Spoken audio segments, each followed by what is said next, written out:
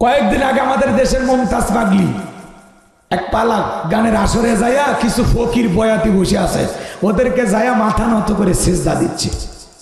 নাউজুবিল্লাহ কালকে বললে হবে। আপনারা মানে মমতাজকে খুব ভালোবাসেন না? হ্যাঁ, মাজারে পীর সাহেবের কাছে সিজদা দেয়, সিজদা দিয়া উল্টা পাল্টা কথা বলে। সবকিছু জারিয়া তোরা বাবার চরণ ধর, আয়না বসাইয়া দে তোর কলবের ভিতর বাবারে। আছে না? আজকে মাজার গুলো হয়ে গেছে গাঁজা খাওয়ার নিরাপদ জায়গা। গাঁজার কলকিতে টান মারি এমন ধুয়ে ছাড়ে, রাস্তায় প্রশাসনের লোকেরা দাঁড়িয়ে থেকে বলে ওরসের রান্না চলছে। আছে না? রাগ করছেন আপনারা? সমাজে এগুলো বলা যায় না। গাঁজা খাইয়া মৌজদারি লাল বানাইছে, টর্চ লাইট মেরে মুখ কেউ খুঁজে পাওয়া যায় না। বগলে শুনতে বেরি বাড়ি হয়েছে, আর সুন্দরে বনে বসলে বান্দরবনে কি অবস্থা, কথা কেন আছে না? নাই। আবার ওদের দরবারে ঢুকি তবলা বাজায় মানুষ গান গায়, কই পানির ভিতর জ্বললে বাতি ঝড় বাতাসেও নেবে না, ল্যাংটা বাবার মুড়ি ধইলে নামাজ রোজা লাগে না। যে পীর সাহেব বলবে নামাজ রোজা লাগে না, ওটা পীর না, টাটকা শয়তান। পীর ছিল শাহজালাল, খানকাই পীর, রাজপথে পীর, নারাই তাকবীর হুঙ্কার দিয়েছেন, গৌর গোবিন্দ পালাইতে বাধ্য। পীর ছিল শাহজালাল, শাহপরান, শাহ মখদুম, বাইজিদ বোস্তামি, আব্দুল কাদের জিলানী, আল্লামা খাজা মঈনুদ্দিন চিশতি রহমতুল্লাহ আলাইহ, রংপুরের কেরামতুল্লাহ, বগুড়ার শাহ সুলতান। বড় বড় আল্লাহওয়ালাদের কারণে এদেশে ইসলামের প্রচার প্রসার হয়েছে। আল্লাহওয়ালা খুবই ভালো জিনিস। ওয়াকুনু মাস সাদিকিন, তোমরা সত্যবাদীদের সঙ্গী হও। সে পীরের পা থেকে মাথা পর্যন্ত নবীর সুন্নাত দিয়ে ঢাকা, যার চেহারার দিকে তাকাইলে আল্লাহর কথা স্মরণ হয়, সে পীর নিজের ইমামতিতে মুরিদদেরকে নামাজ আদায় করে। সেই পীরের দরবারে মহিলা যায় না। আজকে অনেক দরবারে নারী পুরুষ একত্রে জিকির। পীরের বয়স হয়ে গেছে, স্বভাব পাল্টায় না। মহিলা মুরিদ দেখলে কয় মা আয়। মহিলা চিন্তা করে এত বড় আল্লাহর ওলি, দুই হাত বাড়ায় ডাকে, যদি কাছে না যায় জাহান্নামের জায়গা হবে না। কথা বাধ্য হয়ে তখন পীর সাহেবকে চাপে ধরছে। আর পীরের বুকের ভিতর যা এত শান্তি পাইছে, আনন্দের ঠেলা গান গায়, বাবা আমি তোমায় ভালোবাসি, তোমার চরণ সুমিতে বাবা, তোমার কাছে আসি গো বাবা, আমি তোমায় ভালোবাসি। যে মহিলা স্বামীকে বাদ দিয়ে পীরের ফাটা ফেসুমা খায়, ওই নারীর চরিত্রে ঠিক নাই। আপনার বউকে আপনি মাজারে পাঠান, আপনি কি দুর্বল? আপনার বউকে বলবেন আমি তোর পীর, আমি তোর পীর, এদিকে আয়। আয়েশা, ফাতেমা, খাদিজা, হাজেরা, আসিয়া, মারিয়াম, এদের জীবনী কিনে দিবেন, যেগুলো সব জান্নাতি নারী। এদের জীবনী পর, এইভাবে জীবন গড়, তারপরে মর, জান্নাতের রাস্তা ধর। আল্লাহ যেন আমাদের হেদায়েতের জন্য এই কথাগুলো বোঝার তৌফিক দান করেন। সাতক্ষীরা অবশ্য মাজার নাই, নাই নাই, পীর মুরিদি নাই, আছে। এদিক খেয়াল করেন বাজান গো আমার। এরপরে ট্রাকের পেছনে সেরা স্যান্ডেল ঝুলানো কেন? কয় দুর্ঘটনা থেকে বাঁচানোর জন্য। আচ্ছা আপনারা বলেন তো, এই সেরা স্যান্ডেলের উপরে ভরসা না ভরসা কার উপর? আরো জোরে বলেন। এরপরে টিয়া পাখির কাছে যে ভাগ্য গণনা করে, কবিরাজের কাছে যে ভাগ্য গণনা করে, আছে না? কথা বোঝেন নাই মনে হয়? আপনার ভাগ্যে আগামীকাল কি ঘটবে আল্লাহ ছাড়া দুনিয়ার কেউ জানে।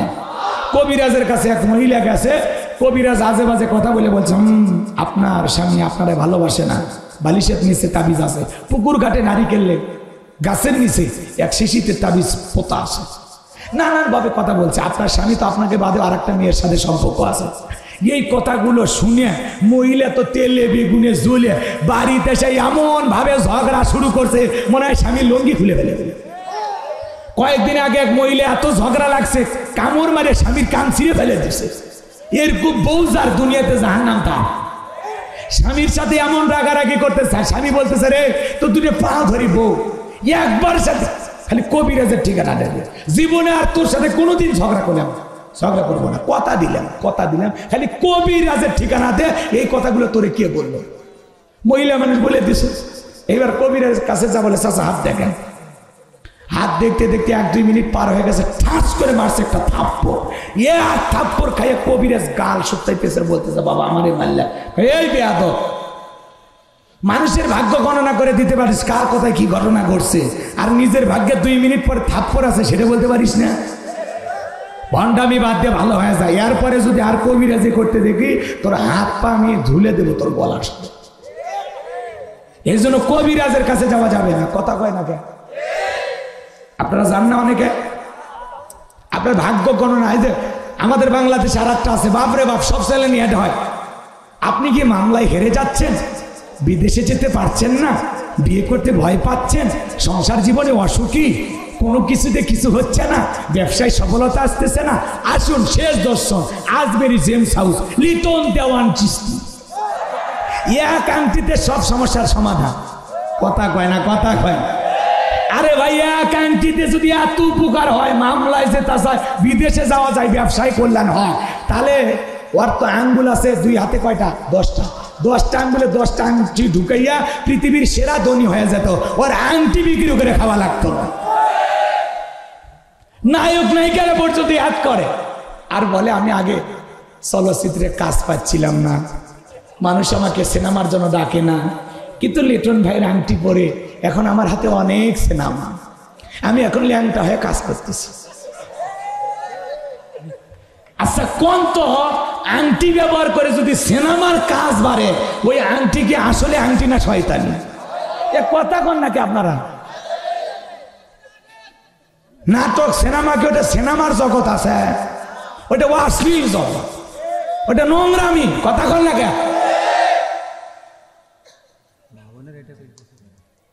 দেখতেছেন না এক এক নাইকে কয়টা স্বামী ওই নিজেও জানে না। সকালে একজনের বিয়ে করে, ডিভোর্সের টাকা নিয়ে আর একজনের বিয়ে করে। রাগ করছে? করেন, আমার সমস্যা নাই, কিন্তু আমি যে ওয়াদা দিয়েছি সেই অনুযায়ী চলবে। লিল্লাহি তাকবীর। তাহলে আংটির উপরে ভরসা না, ভরসা কার উপর? এরপরে শনিবার মঙ্গলবার সফর করা হয় না কেন? এইগুলো দিন শুভ না। আমাদেরকে যখন জিজ্ঞাসা করা হয় ভাই কেমন আছে, না না মরে কোনো মতে বেঁচে আছে, দিনকাল যাচ্ছে কোনো মতে। আচ্ছা বলেন তো এটা কোনো মুসলমানের জবাব হতে পারে? হ্যাঁ, আপনাকে যখন জিজ্ঞাসা করা হচ্ছে আপনি কেমন আছেন, আপনার প্রথম কথা আলহামদুলিল্লাহ, আল্লাহ যে হালতে রেখেছেন, যদিও জীবনে একটু পেরেশানি আছে, সামান্য একটু সমস্যা আছে, আল্লাহ ফয়সালা করে দেবেন, কিন্তু আমরা একটু লিখবেন নাই কোনো মতে। যে অবস্থা আছেন না, আল্লাহ আরো খারাপ অবস্থায় নিয়ে যাবে, আরো খারাপ অবস্থায় নিয়ে যাবে। এই জন্য সুখে থাকি দুঃখে থাকি, হাসপাতালের বেডে থাকি, যে অবস্থায় থাকি, আরে ভাই আপনার তো একটা ঘুমানোর ঘর আছে। এদেশে এমনও মানুষ আছে কাগজের তৈরি করা ঘর বাড়ি নিয়ে ঘুমায়, ওদেরকে বলা হয় যাযাব। আল্লাহ তার চাইতে ভালো রাখেনি, তাহলে প্রশংসা হবে কার? তাহলে চিৎকার মেরে বলুন আলহামদুলিল্লাহ। এত আসতে শেষবারের মতো সুযোগ দিচ্ছি, জবান যেন কারো বন্ধ না থাকে, চিৎকার মেরে বলুন আলহামদুলিল্লাহ। তাহলে শুকরিয়া আদায় করলে কার লাভ? বান্দার লাভ, আমার আল্লাহর কোনো লাভ নাই। শুকরিয়া আদায় না করলে বান্দার লস, আমার আল্লাহর কোনো লস নাই। এই জন্য শুকরিয়া আদায় করে প্রিয় হয়ে আমরা জান্নাতেও যেতে পারি, আবার অকৃতজ্ঞ হয়ে নাফরমানি করে আল্লাহর অবাধ্য গোলাম হয়ে জাহান্নামেও যেতে পারি। এই জন্য শুকরিয়া আদায় করলে সম্মান মর্যাদা বাড়বে, শুকরিয়া আদায় করলে আমরা প্রিয় হতে পারবো, শুকরিয়া আদায় করলে অ্যাকাউন্টটা পরকালে ভারী হবে, আর না শুকরিয়া আদায় করলে অ্যাকাউন্ট ফাঁকা হবে, গুনার পাল্লা ভারী হবে। এই জন্য আসুন সব সময় আমরা শুকরিয়া আদায় করবো কার? যে হালতে থাকি, যে অবস্থায় থাকি, জীবনের যতই পেরেশানি আসুক, সব সময় প্রশংসা হবে কার? আমার ভাইয়েরা চলেন, এরপরে আল্লাহ রাব্বুল আলামিন জানিয়ে দিলেন ওয়াইদা ক্বালা লুকমানু লিবনিহি ওয়া হুয়া ইয়াইযুহু ইয়া বুনাইয়া লা তুশরিক বিল্লাহ। আমার আল্লাহ পাক জানিয়ে দিলেন, স্মরণ করো লোকমানে হাকিমের কথা, যখন লোকমানে হাকিম তার কলিজার টুকরা সন্তানদেরকে একত্রিত করে উপদেশ দিয়েছেন। শুধু ওয়াজ নসিহত বাইরে করলে হবে না, নিজের ঘরে বিবি বাচ্চা সন্তানদেরকে উপদেশ ওয়াজ নসিহত শোনানোর দরকার আছে না? না, কথা বোঝেন নাই? লোকমানে হাকিম তার কলিজার টুকরা সন্তানদেরকে একত্রিত করে ডেকে বলতেছেন, ইয়া বুনাইয়া, ইয়া আমার বৎস, ইয়া আমার কলিজার টুকরা সন্তান, ইয়া আমার হৃদয়ের স্পন্দন। সন্তানকে কিভাবে ডাকবেন আল্লাহর কোরআন শিখাচ্ছে, বলেন আল্লাহু আকবার। আদর করে রাখতে হবে। হে আমার বৎস, হে আমার কলিজার টুকরা সন্তান, হে আমার হৃদয়ের স্পন্দন, হে আমার আব্বা যার কথা কই না। কিন্তু আমরা সন্তানদের সাথে এত ভালো আচরণ করি না। শোনেন, সন্তানের সাথে পিতা হিসাবে আপনার কয়টা হক আছে? আপনার সন্তান আপনার কাছে কয়টি হক পায় আপনি কি জানেন? বলেন তো কয়টা হক পায়? বাপ তো হয়েছেন, বলেন কয়টা? 10টা, কেউ 5টা, আর কয়টা কয়? আপনার সন্তান আপনার কাছ থেকে হক পাবে 12টি। জোরে বলেন কয়টি? এই 12টা হক যদি আমি সঠিকভাবে বলতে যাই কমপক্ষে 3 ঘন্টা ওয়াজ করা লাগবে। ওই দিকে বলার সময় নেই। আপনাদেরকে এদিক খেয়াল করেন, খেয়াল রাখতে হবে সন্তানের কি কি হক, এটা আপনাকে জানা লাগবে। আপনি যদি সন্তানের হক সঠিকভাবে আদায় করেন, আপনার সন্তানও আপনার হক সঠিকভাবে আদায় করবে। কথা কয় না? আমরা সন্তান জন্মগ্রহণ করার সাথে সাথে বাপ রে বাপ একেবারে ওই অবস্থায়, মানে কোনো মতে রক্ত টক্ত লেগে আছে, সেলফি তুলে ফেসবুকে দিয়ে বলে জীবনের প্রথম বাবা হইলাম। এটা তো প্রথম হক নাকি কন? এরপরে সন্তানের মামা যায়া ওই দুধের বাচ্চার ছবি তুলে বলে আলহামদুলিল্লাহ মামা হইলাম। কথা কয় না? এরপরে চাচা সেলফি তুলে বলে জীবনের প্রথম চাচ্চু হইলাম। কথা কয় না? এমনকি সোলের খালা ফুফু যারা আছে এদেরও যদি ফেসবুক আইডি থাকে এরাও বলে খালা হইলাম। এমনকি যেই মহিলা বাচ্চা জন্ম দিয়েছে সে পর্যন্ত তার ফেসবুক আইডি থাকলে ছবিটা তুলে পোস্ট করে বলে অনেক কষ্টের পরে মা হওয়ার স্বাদ বুঝলাম।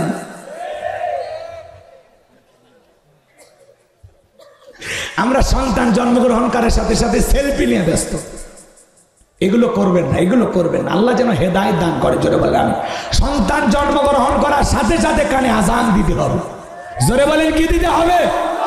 আমরা আজান দেওয়া নিয়ে ব্যস্ত না, আমরা সেলফি তোলা নিয়ে ব্যস্ত। একটা সন্তান আল্লাহ দিয়েছে, আপনি এত পাগলা হয়ে গেছেন কেন? আগে আজান দেন, সেলফি নিয়ে ব্যস্ত। কি রাগ করছেন আপনারা? সাতক্ষীরের মানুষ অবশ্যই এমনটা করে না।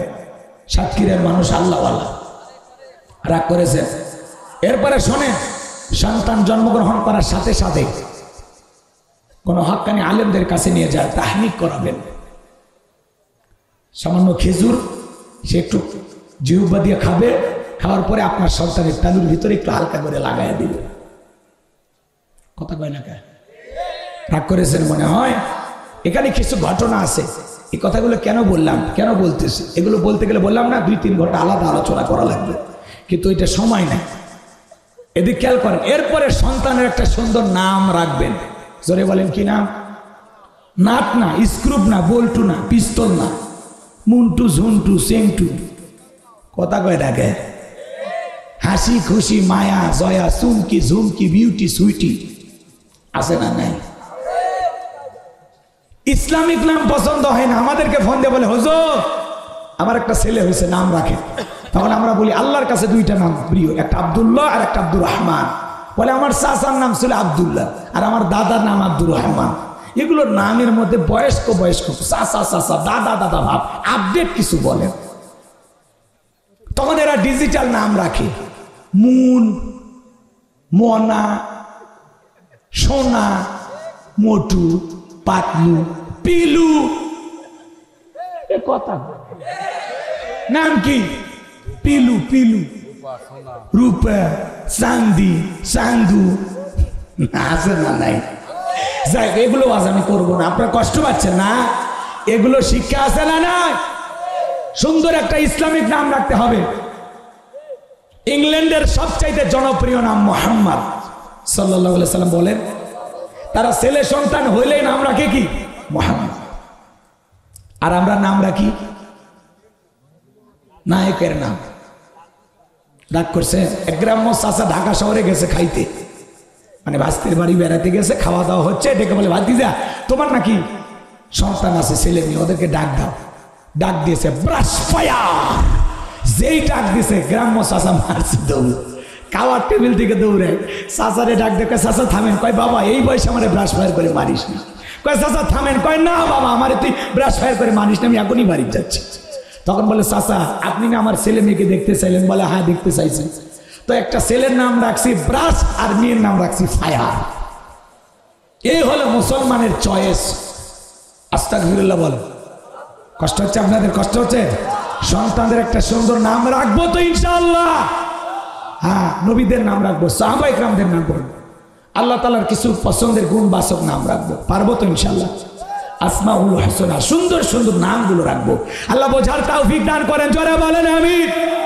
এরপরে সন্তান যখন বড় হচ্ছে আস্তে আস্তে তাকে দ্বীনি ইলম শিখাইতে হবে, কোরআন সুন্নাহর জ্ঞান শিখাইতে হবে। কথা কয় না? সন্তানকে দ্বীন শিখাইতে হবে, কোরআন সুন্নাহর জ্ঞান শিখাইতে হবে, মানুষের মতো মানুষ বানাইতে হবে। প্রথমে মাদ্রাসায় পড়াই, এরপরে ডাক্তার ইঞ্জিনিয়ার যা খুশি বানান, কোনো সমস্যা নেই। আল্লাহ আমাদের বুঝ দান করুন, জোরে বলুন আমিন। এরপরে সন্তানটা বড় হইলে, মেয়ে হইলে, এদিক খেয়াল করেন, একটা নেককার নামাজি কোরআন পড়নেওয়ালা নামাজ পড়নেওয়ালা পাত্রের সাথে বিবাহের ব্যবস্থা করবেন। আর ছেলে যদি হয় একটা দিনদার নেককার আবেদা সালেহা মোমেনা আয়েশা আসিয়া এদের মতো নেককার দিনদার নারী থেকে বিবাহ দিবেন। আল্লাহ বোঝার তৌফিক দান করুন, জোরে বলুন আমিন। আমরা এত দিনদার নেককার পুত্রবধূ খুঁজি না, আমরা দেখি যৌতুক। কারো যদি 4টে বেটা থাকে, বেটা সওয়াল, ওর গরমই আলাদা। আমার এলাকার এক চাচা কয়, দোকানদার একটা কাপ চা দিয়ে যায়, কয় চাচা আজকে সেই গরম, তোমার ব্যাপার কি? কয় গরম হবো না, বড় ছেলে বিয়ের ডাক উঠেছে। কত? কয় 3.5 লাখ টাকা। মনে মনে ভেবেছি 5 লাখ টাকা হলে ছেলের বিয়ে দেব। এমন বেটা পালিনি, পালছি দেশি হারিয়ে গরু। কথা কন ঠিক কি না? এরকম যৌতুক লোভী বাবা আছে না? নাই। যৌতুক নেওয়া জায়েজ না হারাম? কাঁচা পায়খানা খাওয়া যেমন হারাম, কন্যা পক্ষের কাছ থেকে জোর করে যৌতুক দাবি করা তেমনি হারাম। কথা কন ঠিক কি না? যৌতুক নিয়ে বিয়ে করেন কেন? যারা যৌতুক দাবি করে বিয়ে করে, কন্যা পক্ষের উপরে জুলুম করে টাকা নেয়, এরা ছোট লোক। কথা কয় না? খুব কষ্ট হচ্ছে না? হোক, সমস্যা নাই। আমার ভাইয়েরা মন খারাপ করবেন না। লোকমানে হাকিম তার কলিজার টুকরা সন্তানদেরকে ডেকে বলেন, ইয়া বুনাইয়া লা তুশরিক বিল্লাহ, হে আমার বর্ষ, আমার কলিজার টুকরা সন্তানেরা, আল্লাহর সাথে কখনো কাউকে শরীক করা যাবে না। লা তুশরিক বিল্লাহ, আল্লাহর সাথে শিরিক করা যাবে? জোরে বলেন যাবে। লোকমানে হাকিমের একটা ছেলে ডেকে বলে, আব্বা আমারে দেওয়াজ নসিহত ইমামতি হবে না, আমারে কিছু টাকা দেন, আমি একটু ব্যবসা বাণিজ্য করব, বিজনেস করব। লোকমানে হাকিম ডেকে বলে, ছেলে রে তোমারে দেওয়ার মতো টাকা আমার কাছে নাই। ডেকে বলে, আব্বা আমার একটু টাকা দেন, আমি একটু ব্যবসা বাণিজ্য করব। ছেলেটা বড় নাছরবান্দা। আপনারাই বলেন তো বাজার, ডাক্তারের ছেলে সবাই কি ডাক্তার হয়? আলেমের বেটা সবাই কি আলেম হয়? কথা কি বোঝেন নাই? হাজির বেটা সবাই কি হাজি হয়? আলেমের বেটাও জালেম হয়, ডাক্তারের বেটাও ডাকাত হয়, হাজির বেটাও বাজি হয়। এজন্য লোকমানে হাকিমের ছেলে ডেকে বলে, বাবা আমার এতে ইমামতি ওয়াজ নসিহত হবে না, আমার টাকা দেন, আমি ব্যবসা করি। তো ডেকে বলে, বাবা আমি আমার বন্ধুর কাছে টাকা পাই, কিন্তু এই পথ সেই দ্বীপ, বহুদূর রাস্তা, এত পথ পাড়ি দিতে গেলে না জানি তোমার জীবনে কত বড় বিপদ আসতে পারে। আমি বাবা হয়ে ছেলেকে এত বড় বিপদে ফেলতে চাই না। ছেলে বড় নাছরবান্দা ডেকে বলে, বাবা আপনি খালি ঠিকানার লোকেশনটা আমাকে বলে দেন, যেভাবেই হোক আমি যাব ইনশাআল্লাহ। আমার ভাইয়েরা, লোকমানে হাকিম ডেকে বলে, ছেলেরা বাড়ি থেকে যখন বের হয়ে যাবি 2 রাকাত সালাতুল হাজতের নামাজ আদায় করে রওনা দিবি। আর মনে রাখবি বাবা, বিপদের আগে আর পরে 2 রাকাত সালাতুল হাজতের নামাজ আদায় করবি। খবরদার খবরদার বাবা, যতই বিপদে পড়ো আল্লাহ তাআলাকে কখনো ভুলে যাবা না। অনেক কথা ছেলেগুলোকে বললেন, লম্বা ইতিহাস সংক্ষিপ্ত করে একটু বলে দিয়ে যায়। এইবার ডেকে বলে, ছেলেরে বাড়ি থেকে রওনা দিতে গিয়ে মরুভূমির বিশাল পথ পাড়ি দিতে দিতে শরীরটা যখন ক্লান্ত হয়ে যাবে, তাকায় দেখবে একটা জঙ্গল দেখা যায়, ওখান থেকে ঝর্ণার পানি পড়তেছে, সেখান থেকে প্রয়োজন মোতাবেক পানি নিবা, যা যা প্রয়োজন পানি খাবা এবং গ্রহণ করবা। সামনের দিকে রওনা করে পেছন দিকে তাকায় দেখবার জঙ্গলটা দেখা যায় না। ভয় পাওয়ার কোনো কারণ নাই, পথ চলতেই থাকবা। পথ চলতে চলতে দেখবা বিশাল একটা গাছ, ওই গাছের ছায়ায় আশ্রয় নিবা না, নিলেই তোমার বিপদ হবে। লোকমানে হাকিমের ছেলে সন্তানকে সব বুঝাই দিলেন। এইবার ছেলে রওনা করেছে। মরুভূমির বিশাল পথ পাড়ি দিতে গেলেন, শরীরটা ক্লান্ত হয়ে গেল। বাবার কথা অনুযায়ী একটা জঙ্গল পাইলেন, সেখানে পানি পান করলেন, প্রয়োজন মোতাবেক পানি নিয়ে ব্যাগের ভিতরে রেখে রওনা দিলেন। চলতে পথে গেলেন, বিশাল একটা গাছ পাইলেন, গাছের গোড়ায় তাকা দেখে একটা মুরব্বী বসে আছে। লোকমানে হাকিমের ছেলের শরীরটা ক্লান্ত, মন চাই ছায়ায় বিশ্রাম নেব, কিন্তু বাবা বলেছে ছায়া আশ্রয় নিলে বিপদ হবে। এইবার লোকমানে হাকিমের ছেলে, আমার ভাইয়েরা, যখন রওনা করে মুরব্বী ডেকে বলে, ছেলে রে এই দিকে আসো। ডেকে বলে না, বাবা বলেছে ছায়া আশ্রয় নিলে বিপদ হবে, বলে না কোনো সমস্যা নেই, তুমি আমার কাছে আসো। বাবা বলেছে চলতি পথে যদি গুরু মুরব্বীর সাথে দেখা হয়ে যায়, খবরদার মুরব্বীর সাথে বেয়াদবি করবা না। এইবার বাবার কথা স্মরণ হয়ে গেল। লোকমানে হাকিমের ছেলে এইবার মুরব্বীর কাছে চলে গেলেন, ছায়া আশ্রয় নিলেন। ক্লান্ত শরীর, ঘুম চলে আসছে, ঘুমের মধ্যে চলে গেলেন। বিষাক্ত একটা সাপ এসে লোকমানে হাকিমের ছেলেটাকে সবল মারলেন। এইবার মুরব্বী তাকায় দেখে সত্যি ছেলেটার বিপদ হয়ে গেল। এইবার সাপটাকে ধরলেন, লোকমানে হাকিমের ছেলেটাকে বিষ মুক্ত করলেন, ধারালো অস্ত্র দিয়ে 2 টুকরো করলেন, পিছনের অংশ ফেলায় দিলেন, আর সাপটার মাথার অংশ লোকমানে হাকিমের ছেলের ব্যাগের ভিতরে ঢোকায় রাখলেন।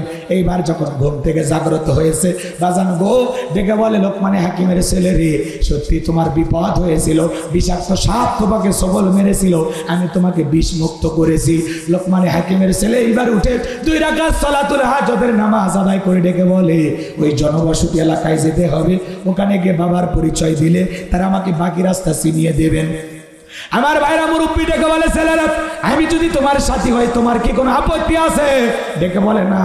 এইবার লোকমানে হাকিমের ছেলে ওই জনবসতি এলাকায় যায়, যখন তার বাবার পরিচয় দিলেন, আমি লোকমানে হাকিমের ছেলে, তখন সবাই তাকে আদর আপ্যায়ন করতে লাগলেন, ভালোবাসা দেখাইতে লাগলেন। সবাই বাড়িতে নিয়ে যায়, খাইতে দেয়। আপনারাই বলেন, বাংলাদেশিরা সবচাইতে বড় বক্তা, সবচাইতে বড় আলেমের ছেলে, আপনাদের এলাকায় এসে যদি বলে আমি বাংলাদেশের অমুক বক্তার ছেলে, অমুক আলেমের ছেলে, আপনারা কি একটু ভালোবাসা দেখাবেন না? কথা কর না কেন? একটু আদর যত্ন করবেন না? আচ্ছা ভাই, 12:30 কি পার হয়ে গেছে? আপনারা ওটা বসা করতেছেন কেন? নিজের ওয়াদাটা তো ঠিক রাখবেন নাকি? একটু মনোযোগ দিয়ে শুনবেন। 1 নম্বরের সমস্যা হলে তো আপনার চিকিৎসা হওয়া উচিত। এত শরীর দুর্বল, ওই দুর্বলদের জন্য তো খালি poster, Calcutta herbal, Indian herbal. এরা পুরুষ না জন্ডিস আল্লাহ জানে। রাগ করেছে? পুরুষ মানুষের পেশাব লাগবে সাতকিরে, ওই পেশাব করবে যা সেই দিনাজপুর, পুরুষ পেশাব আটকে রাখা লাগবে। আর কোরআনের কথা শুনবে এসে আধা ঘন্টা 1 ঘন্টা আটকে রাখলে কিচ্ছু হবে না, আপনার ক্ষতি হবে না, আমি দোয়া করে দেব। আর রাত 12টা হয়ে গেলে যদি আপনারা নাই থাকেন তাহলে দোয়া করে দিই। হ্যাঁ, দোয়া করব। কয়েকটা আয়াত আছে, কেবল তো শিরিকের আছে। শিরিক কত একটু জানা লাগবে না? কত প্রকার শুনবেন না? একটু শোনেন।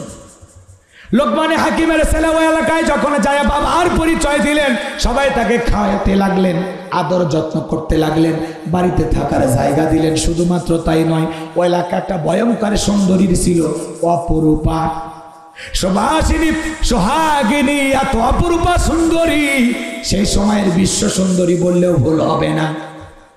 সবাই চিন্তা করে লোকমানে হাকিমের ছেলের সাথে ওই মেয়ের বিবাহের ব্যবস্থা করব। সবাই ডেকে বলে, বাবা বিয়ে করো আর না করো, পাত্রীটা একবার দেখো। বাবা বলেছে, খবরদার, ওই এলাকার মানুষ যদি একটা মেয়েকে বিবাহ করতে বলে, ওই মেয়েকে বিবাহ করবে না, বিয়ে করলে বিপদ হবে। বাবা আগেই জানিয়ে দিছে, সিগন্যাল দিয়ে দিছে। কিন্তু ছেলেটার চিন্তা করে যে লোকজন যেহেতু জোরাজুরি করতেছে, আমারে একবার মেয়ে দেখলে তো আর বিয়ে হচ্ছে না, বিয়ে যেহেতু করা লাগবে তো একটা বউ দেখি। কথা বলছেন নাই? এইবার মেয়েটাকে এক নজর দেখার পরে মনে মনে ভাবতেছে, বিয়ে যদি করি তাহলে এই মেয়ে কি করবো, কারণ মেয়েটা এত সুন্দর, তাকাইলে আর চোখ ফিরানোর সময় নেই। আল্লাহু আকবার বল। তো লোকমানে হাকিমের ছেলে যখন বলে আমি রাজি এই মেয়েকে বিবাহ করব, লোকজন ডেকে বলে, বাবা তুমি যেহেতু লোকমানে হাকিমের ছেলে, আমাদের প্রিয় একটা মানুষের ছেলে, বিদায় তোমার কাছে কোনো কিছু গোপন রাখা যাবে না। এই মেয়েটার কিন্তু এর আগেও 10 জায়গায় বিয়ে হয়েছিল। কয় জায়গায়? 10টা পুরুষের সাথে বিয়ে হয়েছিল, কিন্তু একটা ছেলেও বাসর ঘর থেকে জীবিত বের হয়নি। তাহলে খালি সুন্দরী, এটা ভয়ঙ্কর সুন্দরী, কথা কন ঠিক কিনা? লোকমান হাকিমের ছেলে এইবার ডেকে বলে আমি তাতেও রাজি, আমি বিবাহ করব। এর আগে 10টা ছেলের সাথে বিয়ে হয়েছিল, সমস্ত স্বামীগুলো বাসর ঘরে কেন মারা গেছে, কি সেই কারণ? এইবার লোকমান হাকিমের ছেলে বিয়ে করতে চাই, পুরো ঘটনাটাকে আমি আপনাদেরকে শোনাবো। কারা কারা শুনবেন 2 হাত তুলে দেখান। লিল্লাহে তাকবীর। এইবার হাত নামান বাজান গো আমার। লোকমান হাকিম তার সন্তানদেরকে ডেকে বলেন লা তুশরিক বিল্লাহ, আল্লাহর সাথে কখনো কাউকে শরীক করা যাবে না। ইন্না শিরকা লা যুলমুন আযীম, শিরক হলো সবচাইতে বড় জুলুম, সবচাইতে বড় অপরাধ, সব পাপের বড় পাপ শিরিক। লা তুশরিক বিল্লাহ, আল্লাহর সাথে কখনো কাউকে শরীক করা যাবে না। বলেন তো আল্লাহর সমকক্ষ, আল্লাহর সাথে কারো তুলনা চলে? আল্লাহ চাইতে বড় কেউ আছে? ওয়ালাম ইয়াকুল্লাহু কুফুয়ান আহাদ, আকাশ আর জমিনে আল্লাহর সমকক্ষ, আল্লাহর সমতুল্য কেউ নেই। আল্লাহু আকবার বলেন। তাহলে ভালো করে বোঝেন, লা তুশরিক বিল্লাহ, আল্লাহর সাথে কখনো কাউকে শরীক করা যাবে না। আল্লাহ ছাড়া অন্য কাউকে উপাস্য হিসাবে, প্রভু হিসাবে মানা যাবে। ইন্না শিরকা লা যুলমুন আযীম, শিরক হলো সবচাইতে বড় জুলুম, সবচাইতে বড় অপরাধ। বড় শিরিকগুলোকে শিরিকে আকবর বলা হয়, ছোট শিরিকগুলোকে শিরিকে আসগর বলা হয়। শিরিক মোট 42 প্রকার, আবার এগুলোকে ভেঙে 72 প্রকার হয়। এত কথা বলতে গেলে 2 ঘন্টা ওয়াজ করে হবে? তো এদিক খেয়াল করেন, আমি সংক্ষিপ্ত গুলো বলে দিয়ে যাই, এদিক খেয়াল করেন। বলেন তো মাজারে সিজদা দেওয়া কি শিরিক? জোরে কর। মাজারে সিজদা দেওয়া শিরিক। নেতার পায়ে সিজদা দেওয়া, পীর বাবার পায়ে সিজদা দেওয়া, কথা কয় না? মুসলমানের মাথা মাজারে নত হবে না, নত হবে মসজিদে, কথা কয় না কেন? কয়েকদিন আগে আমাদের দেশের মুমতাজ পাগলি এক পালা গানের আসরে যায়া কিছু ফকির বয়াতি বসে আছে, ওদেরকে যায়া মাথা নত করে সিজদা দিচ্ছে। নাউজুবিল্লাহ কালকে বললে হবে।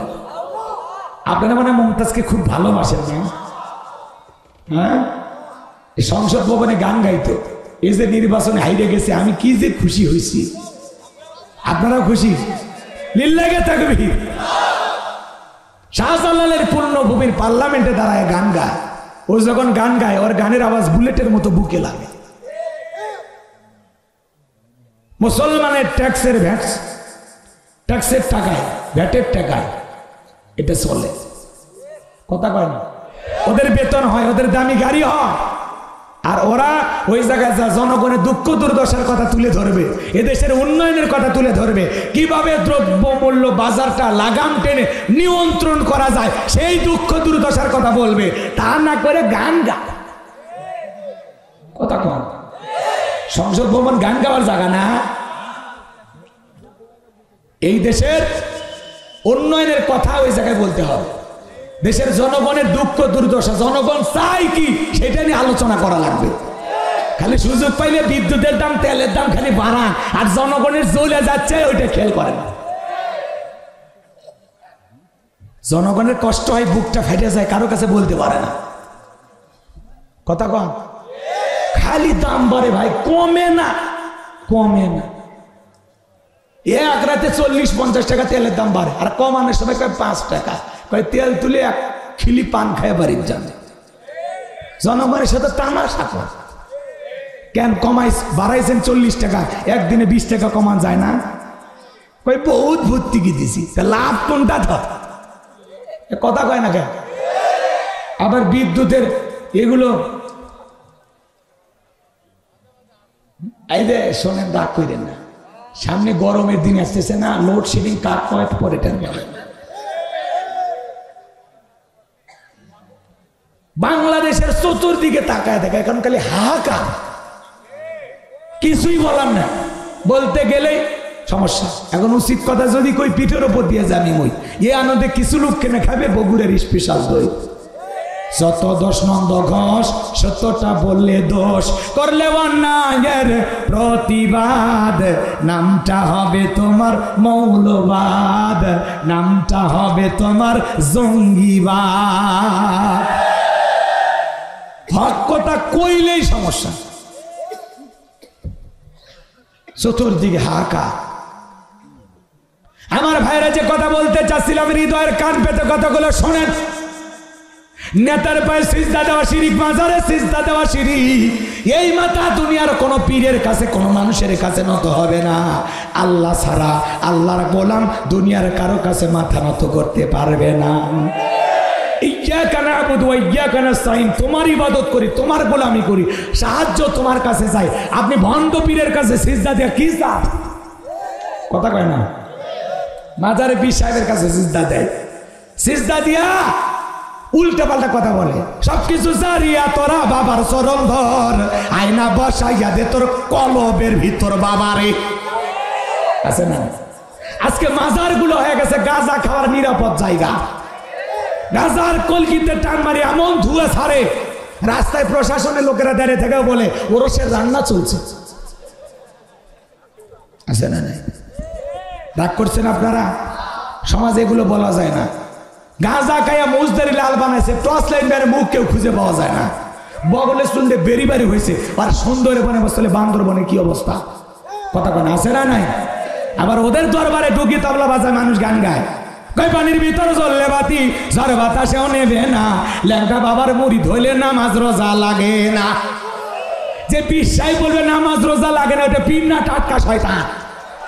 পীর ছিল শাহজালাল, খানকাই পীর, রাজপথে পীর, নারাই তাকবীর হুঙ্কার দিয়েছেন, গৌর গোবিন্দ পালাইতে বাধ্য।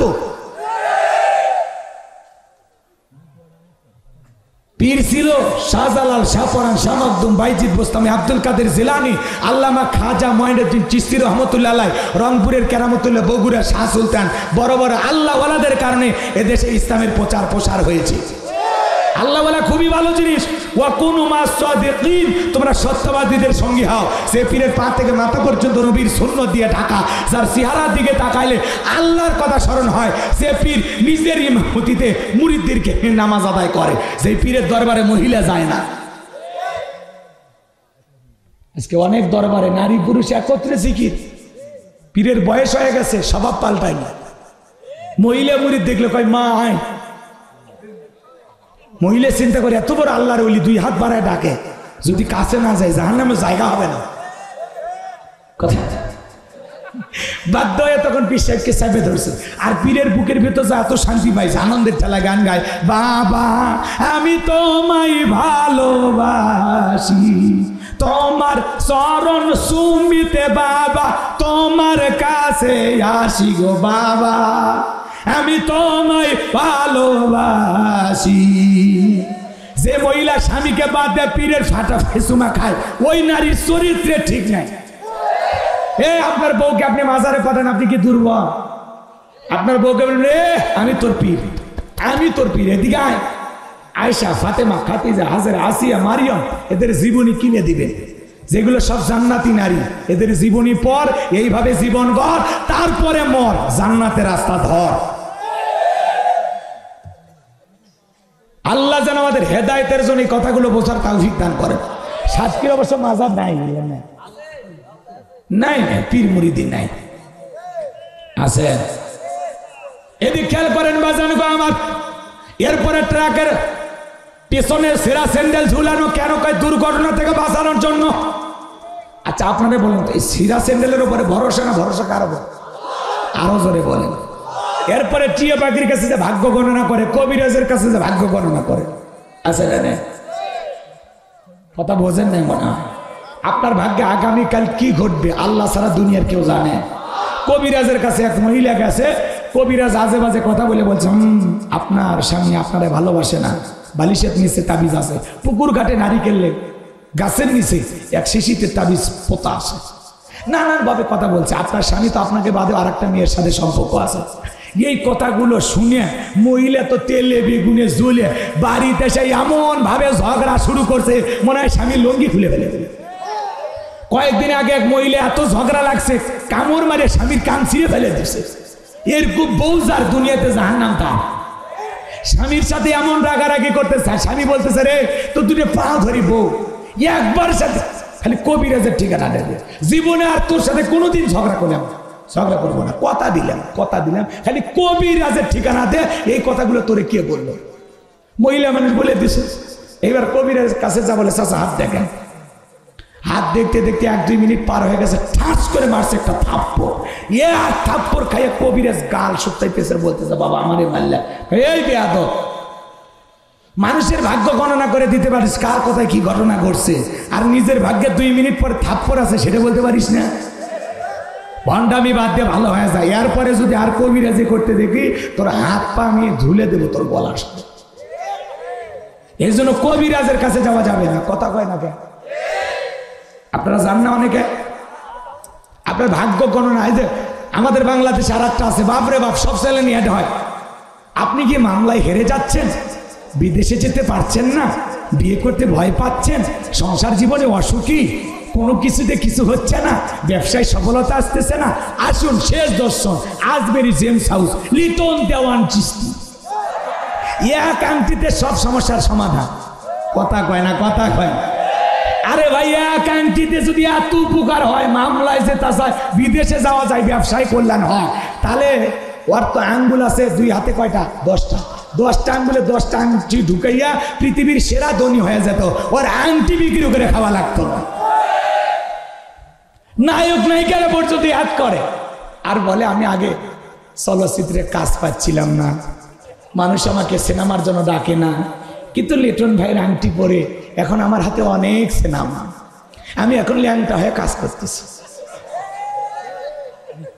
আচ্ছা কোন তো আংটি ব্যবহার করে যদি সিনেমার কাজ বাড়ে, ওই আংটি কি আসলে আংটি না শয়তানি? এ কথা কন নাকি আপনারা? নাটক সিনেমা কি ওটা সিনেমার জগৎ আছে? ওটা অশ্লীল জগৎ, ওটা নোংরামি। কথা কন না কে?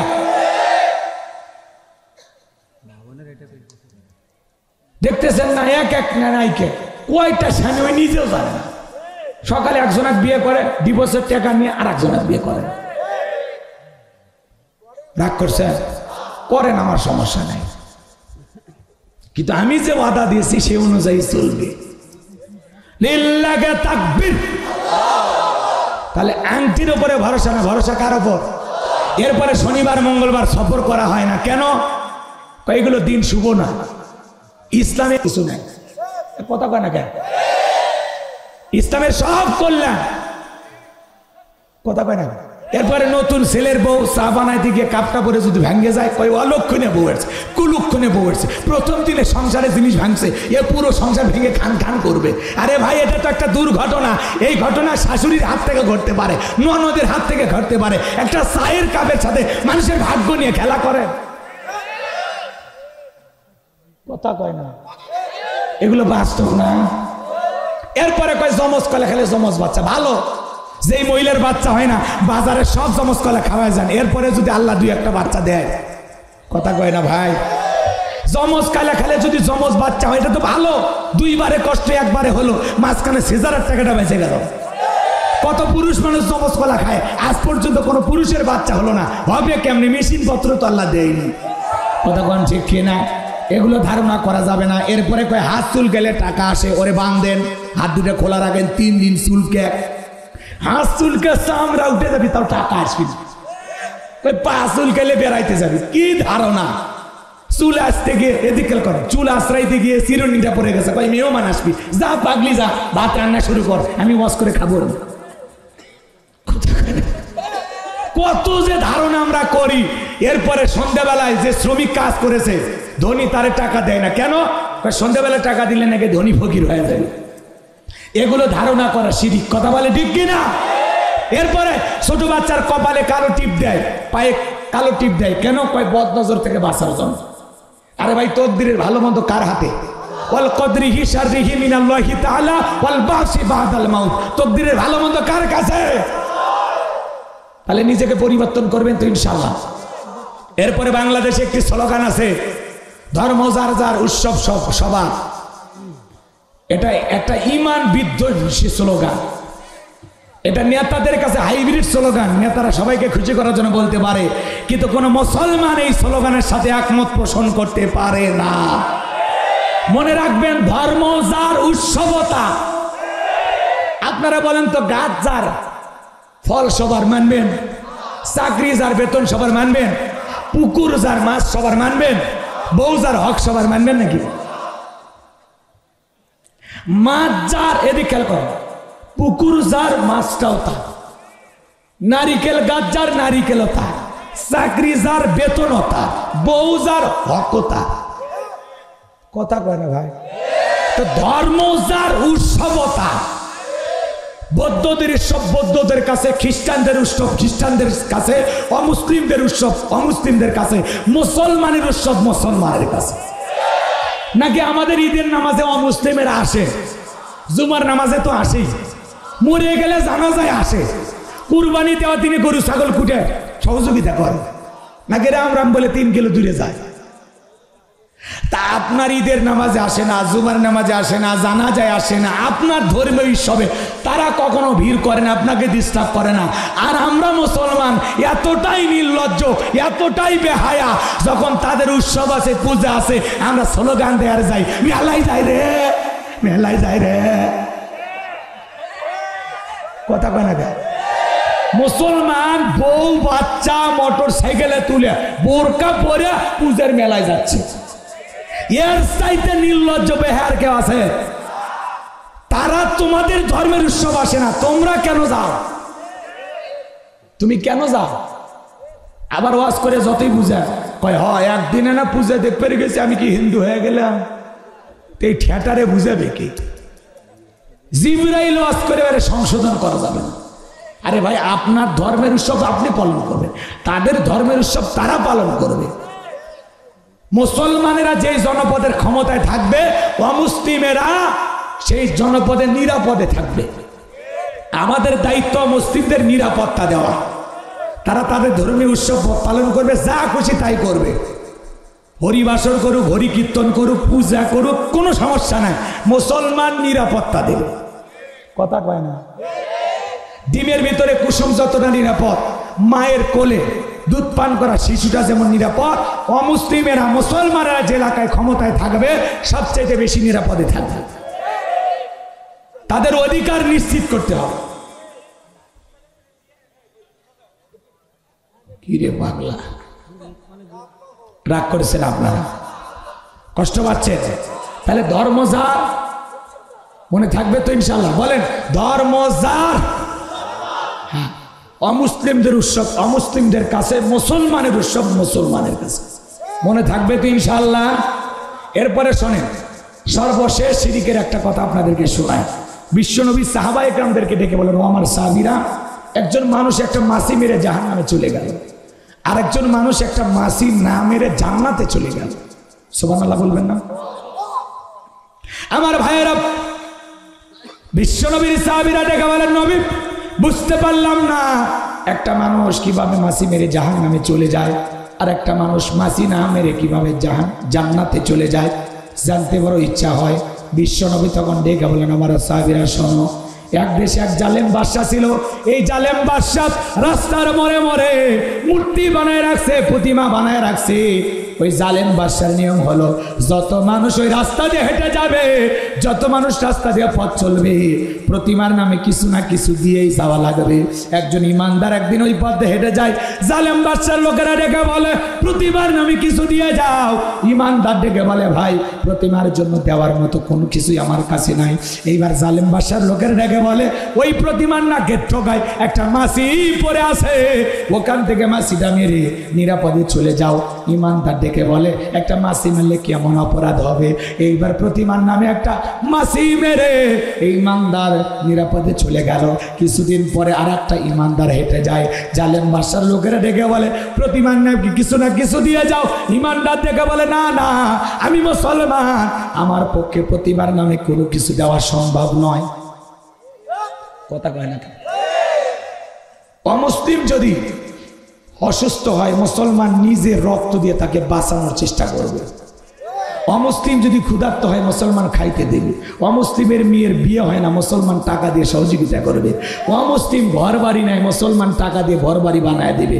অমুসলিম ছেলে মেয়ের খরচ চালাইতে পারে না পড়াশোনার, মুসলমান টাকা দিয়ে সহযোগিতা করবে।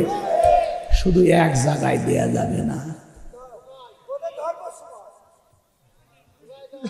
আপনি এত বুঝেন কে? এই লোকটা আসলে বাড়ি ওয়াজ পাগল, তাই না? আমি যেখানে যাই আল্লাহর বান্দাকে পাই, এমন কোন মাহফিল নাই যে মাহফিলে যায় না। আল্লাহ আকবার কর। এদিক কষ্ট পাচ্ছেন আপনারা? শুধুমাত্র তারা প্রতিমা বানানোর জন্য যে টাকা, এই টাকায় মুসলমান কোথায় পায় না, কারণ তারা সরাসরি এই টাকা দিয়ে কার সাথে শিরিক করবে? কার সাথে? কথা কি বোঝা গেল? এই সব দিক দিয়ে আপনি সহযোগিতা করবেন। আমার এক দুষ্ট ভক্ত বলতেছে, হুজুর পূজার মেলায় গেছিলাম, মন্দিরে যা দেখে অনেকগুলো লাড়ু আছে, কলা আছে, কয়েকটা খেয়ে ফেলে দিছি। তো প্রতিমার নামে কোনো কিছু যদি উৎসর্গ করা হয়, এই খাবার মুসলমানের জন্য খাওয়া শিরিক, হারাম। কথা বলে ঠিক কিনা? আল্লাহ যেন কথাগুলো হেদায়েতের নিয়তে শোনার তৌফিক দান করেন। ওয়াজের মতো নিন না, একটু নিজেকে পরিবর্তন করার নিয়তে শোনেন। কষ্ট হচ্ছে আপনাদের? এইবার ইমানদার ডেকে বলে, প্রতিমার জন্য আমি কোনো কিছুই দিতে পারবো না।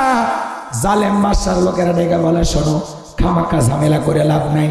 তোমার কাছে যদি কিছু না থাকে, কয়েকদিন আগে তোমার মতো একটা ইমানদার প্রতিমার নাকের ডোগায় থাকা মাছি মেরে চলে গেছে। আজকে একই সুযোগ আমরা তোমাকে দিলাম, ওই যে প্রতিমার নাকের ডোগায় থাকা একটা মাছি মেরে প্রতিমার নামে নিরাপদে চলে যাও। ইমানদার ডেকে বলে, আমি প্রতিমার নামে মাছি মারা তো দূরের কথা, এই সামান্য শিরিক করার কথা আমি কল্পনাও করতে পারি না। জালেম বাদশার লোকের ডেকে বলে, প্রতিমার নামে যদি মাছি না মারো, দেহ থেকে কাল্লাটা ফেলাইয়া দিব। ইমানদার ডেকে বলে, কাল্লা দিতে রাজি, আল্লাহ দিতে রাজি নাই। আল্লাহু আকবার।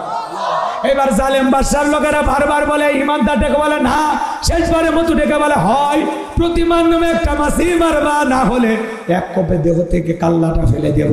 ইমানদার ডেকে বলে, কাল্লা দিতে রাজি, আল্লাহ দিতে রাজি নাই। এইবার জালেম বাদশার লোকেরা এক কোপে দেহ থেকে কাল্লাটা ফেলে দিলেন। ইমানদার আল্লাহর বান্দা রক্তের সাগরে ভাসতে ভাসতে আল্লাহর জান্নাতে পৌঁছে গেল।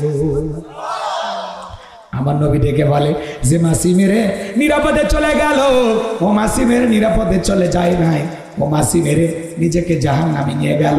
আর যে ব্যক্তি মাছি না মেরে কাল্লা দিয়ে গেল, সে রক্তের সাগরে ভাসতে ভাসতে জান্নাতে চলে গেল।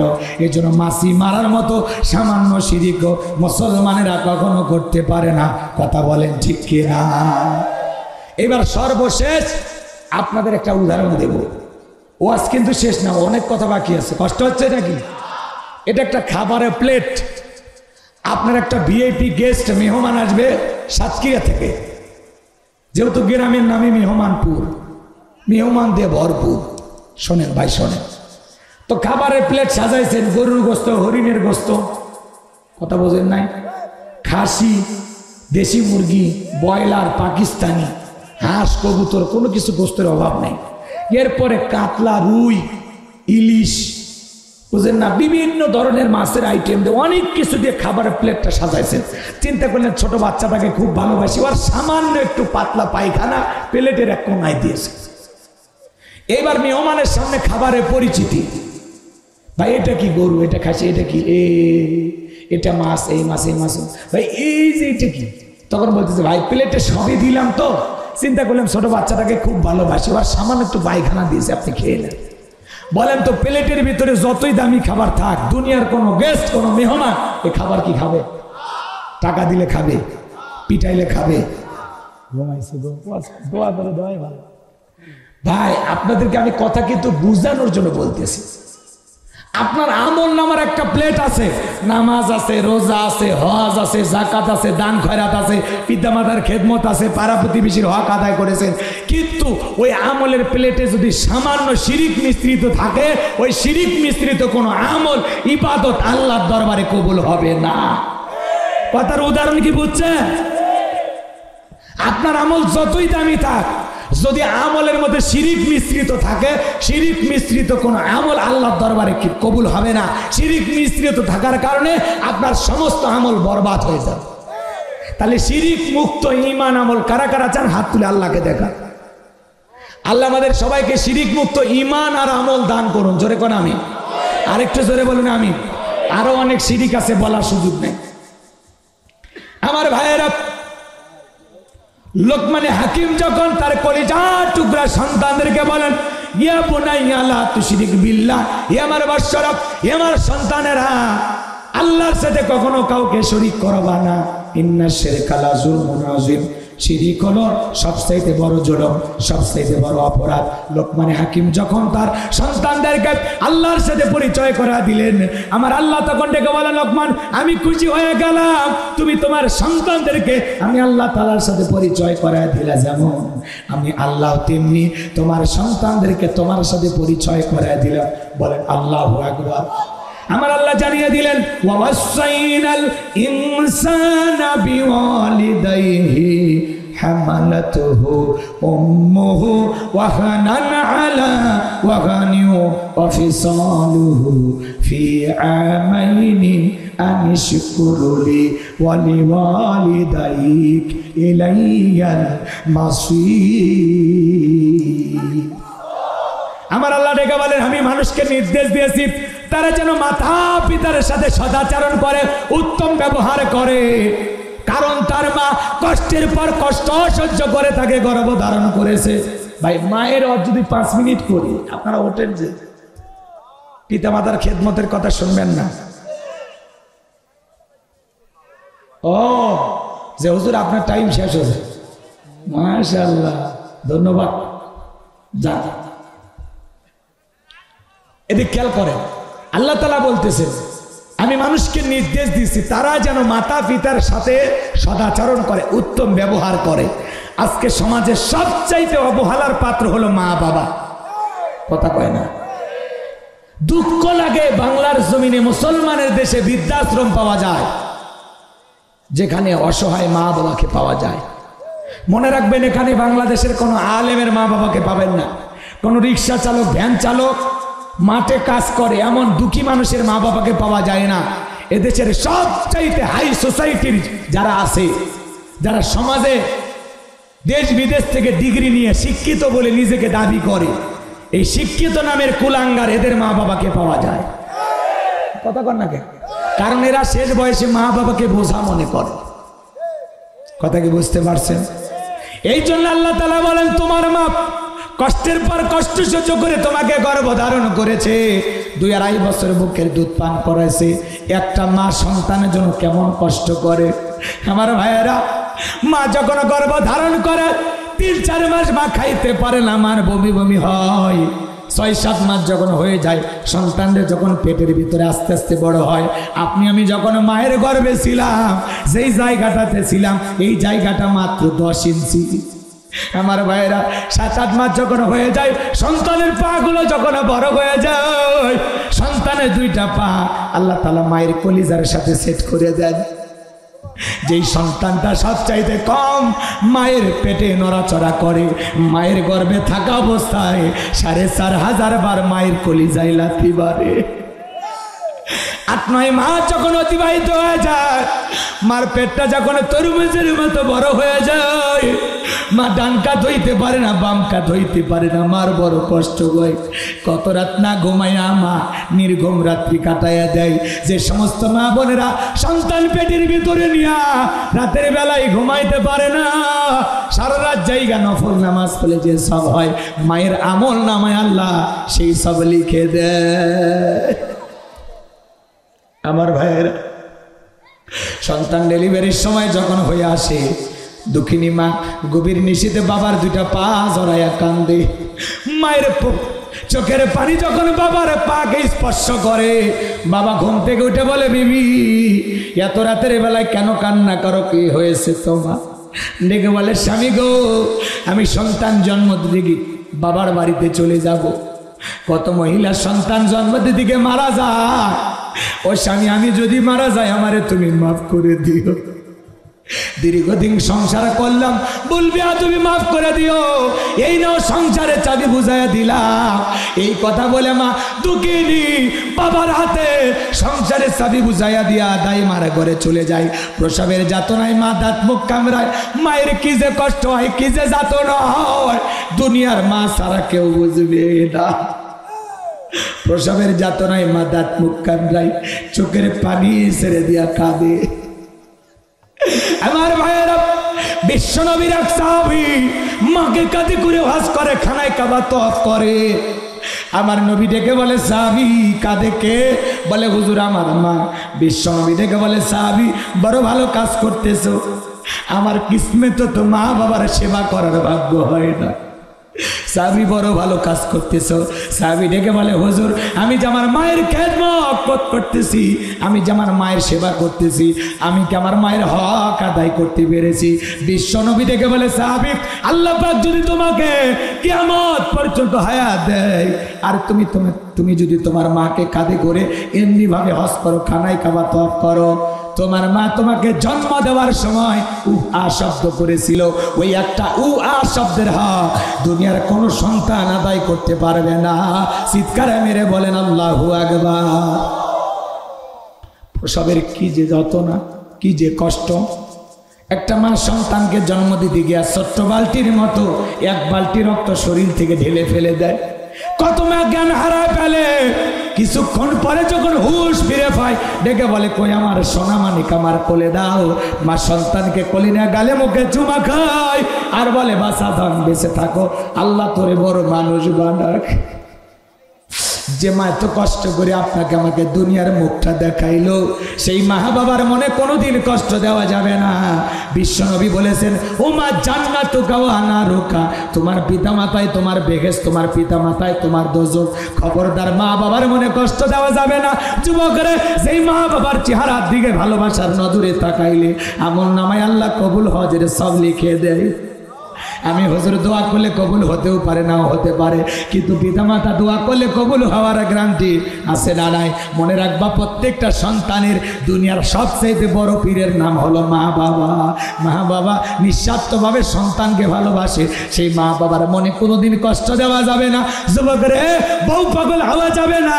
বইয়ের ভালোবাসা বইয়ের কাছে, মায়ের ভালোবাসা মায়ের কাছে। আজকে 2 দিন বিয়ে করে 3 দিন পরে পাতিল রান্না করে, ঘর বাড়ি আলাদা করে, এমন সন্তান আছে না?